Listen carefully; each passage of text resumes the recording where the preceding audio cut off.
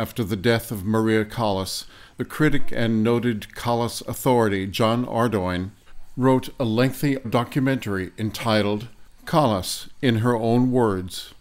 There is narration and excerpts of her singing, but it also included recordings of her speaking about her life, her art, and her beliefs. This episode begins with the beginning of the end of Callas' singing career. Recitals with Giuseppe di Stefano, heard here in the duet from Cavalleria Rusticana. In Japan, after her very final appearance as a singer, her personal life began to crumble. Aristotle Onassis died. Di Stefano was no longer in her life, a life that became lonely, alone. There are reminiscences by her sister, Jacqueline, Montserrat Caballe, Rudolf Bing, Franco Zeffirelli, and Tito Gobbi. The episode ends with the mad scene from Lucia di Lammermoor. Part 6 of 6. Though she was more successful as a teacher than as a film actress, the experience at Juilliard did not fulfill Callas artistically. During this time, however, Giuseppe di Stefano re-entered her life. Together they directed a production of Verdi's I Vespri Siciliani in Turin, and with him she undertook a recording of operatic duets.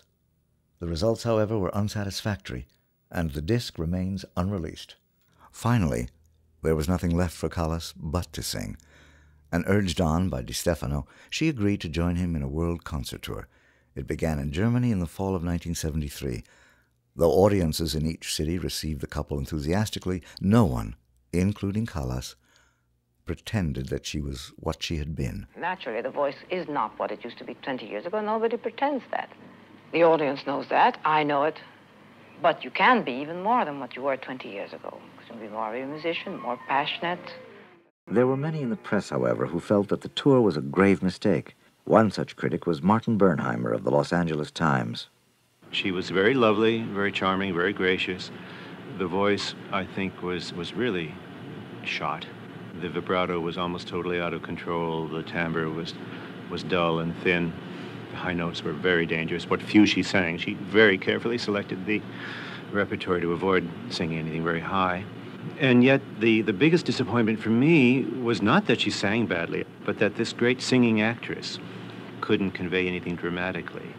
Here she was stripped of drama, coming out on the stage doing a naked concert, and doing it with very formal manners. She came out and did the habanera from Carmen. And the oldest cliche of all, she came out, this great singing actress, came out and put her hands on her hips and swayed a little bit and sang the notes and the words. The people who loved her and who knew her wanted her so badly to be able to do it one more time. So there was almost a feverish, hysterical vitality in that house, but there was no fooling anyone about what we were hearing and seeing. The next year, Onassis died, and with him, something died in Callas as well. Shortly thereafter, she broke with Di Stefano. I often wonder, will I ever really be happy, or will I really pass my life always struggling to survive? I'd rather hope for the worst and have the best. If you do meet something that's good, you don't want it because you're so afraid. Because they care for 1 day, 1 month, 1 year. And then what? So my hopes have been, up to the skies and then bang down. When you're, dang it all, what does one do? Sit in the four walls. I've been facing four walls all my life. How can I go out and, sort of walk your feet off until you're so dog tired you go to bed? I'll be picked up. Beginning to think I should get a big dog and have him around. It's the only thing. I think Maria was not really a very happy person. Tito Gobbi. She had some good moments in her life, but I never saw her really happy. I remember one day in New York, I asked her for dinner with my family, my wife and my daughter, and she said she was alone, so come with dinner with us. We had a wonderful dinner. We enjoyed a lot. She was playing and acting and making fun with Cecilia, my daughter. And then when we took her to the lift of the plaza, she said, listen, I'm alone. I'm so lonely here. I have not even my little dog to keep company. Why don't you buy me another ice cream and I stay a little longer with you? I don't think there are very many men that would like to be with me because they're afraid of me. I'm a fast thinker. They're afraid of being exposed with me. It's not easy to be a good friend of Callas. In 1976, Callas spent a great deal of time rehearsing for a concert that never took place. She was heard at the Théâtre des Champs-Élysées March 3rd, singing Beethoven's concert aria A Perfido. She is accompanying herself at the piano. A Perfido, oh treacherous one. We might very well wonder of whom she was thinking, and how prophetic its last words were. She sings, Morirò, I shall die.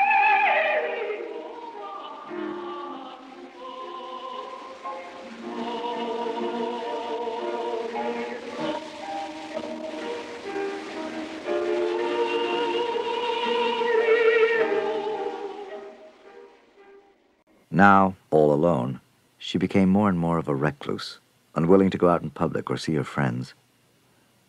Giuseppe di Stefano.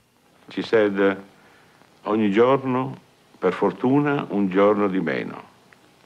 Every day, thank God, is one day less. On the morning of September 16th, 1977, she suffered a massive heart attack and was dead within minutes. Callas' sister Jackie was notified in Athens. I had a phone call from Paris the day of Maria's death. I couldn't believe it. I thought that someone was playing a joke. I didn't know how to tell it to my mother, though.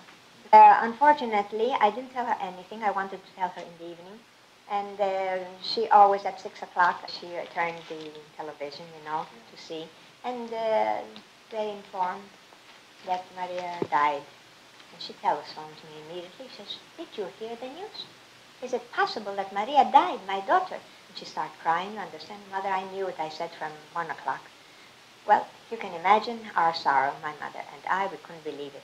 After 40 days, a will of Mr. Meneghini appeared, that she left all her fortune, everything to her husband. We thought it was a matter not to go in courts with Mr. Meneghini, and we made an agreement 50-50. We divided what jewels Maria had. Meneghini took half, we took half, the cash money. Half Mr. Meneghini, half my mother. Jackie Callas was the only member of her family to attend the funeral in Paris. Callas's body was cremated, and her ashes scattered over the Aegean Sea.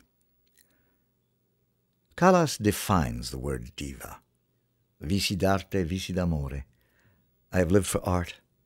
I have lived for love.